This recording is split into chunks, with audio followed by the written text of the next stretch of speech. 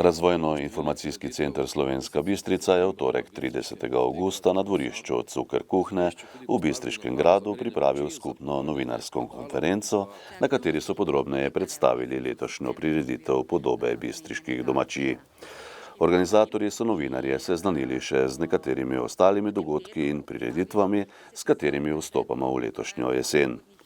Tradicionalno prireditev že 25. Podobe bistriških domačij, ki bo do 9. in 10. septembra, je predstavil Tomaž Repnik, direktor Razvojno-informacijskega centra Slovenska Bistrica. Dogodka oziroma aktivnosti, ki se bosta izvajali skozi oba dneva, bosta razstava nagrajenih kruhov potic in ognjiščnih potic ter dan odprtih vrat čebelarskega centra. Ravno vidim, da se nam je tudi gospod Prah pridružil, tako da bo lahko kaj več o tem podrobnosti povedal on. V petek potem bo potekal tudi festival keramike Keramik Art v okviru Centra domače in umetnostne obrti. Tu mislim, da bo gospa oziroma gospodična Anja kaj več o tem povedala. Bistveni dogodek v petek bo strokovni posvet z naslovom Mladi v kmetijstvu in ukrepi namenjeni mladim v novem programskem obdobju.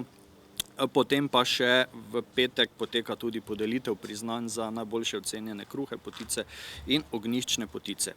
Sobota, poleg že klasične grajske tržnice, ki poteka tukaj v naši neposredni bližini, se bo večina aktivnosti odvijala na parkirišču pri parku.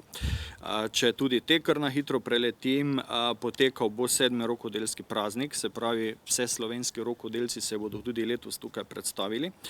Potekale bodo predstavitve turističnih in kmetijskih društev, potem bo, kot že omenjeno, tudi v soboto odprta razstava kruhov in potic.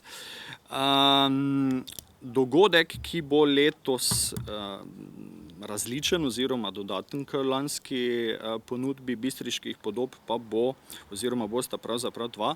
Najprej bo potekalo tekmovanje v pripravi jedi iz kotličkov. Pripravljale se bodo tradicionalne lokalne jedi, ki bodo potem tudi na voljo na pokušino.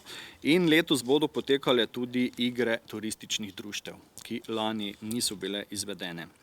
Nekaj več o spremljevalnem dogajanju na Podobah bistriških domačij so povedali tudi Srečko Rajh iz Kmetijsko-svetovalne službe Slovenska Bistrica, Anja Zamuda iz Centra domačih in umetnostnih obrti Slovenska Bistrica, Leopold Turki iz Medobčinske turistične zveze Slovenska Bistrica in Maksimilijan Prah, predsednik Čebelarskega društva Slovenska Bistrica. 10. septembra bo v Grajskem parku tudi 10. Fridin rojstni dan. Tradicionalno prireditev za otroke je predstavila Nina Pufič iz društva Fridina Mišnica. Aktualno dogajanje na Ljudski univerzi Slovenska Bistrica sta predstavili direktorica Bistriške ljudske univerze magistra Brigita Kruder in Vinka Kunstek, koordinatorica projektov v Centru za starejše Metul. Odprtje obnovljenega vaškega perišča na Črešnjevcu, ki bo 13. septembra, je napovedala Nina Globovnik iz osnovne šole dr. Jožeta Pučnika Črešnjevec. Vse slovensko srečanje zeliščarjev, prireditev bo 11. septembra, Aleš Bandur, predsednik Zeliščarskega društva Hermelika, tradicionalni Evropski teden mobilnosti pa Tomaž Pristovnik iz Rica Slovenska Bistrica.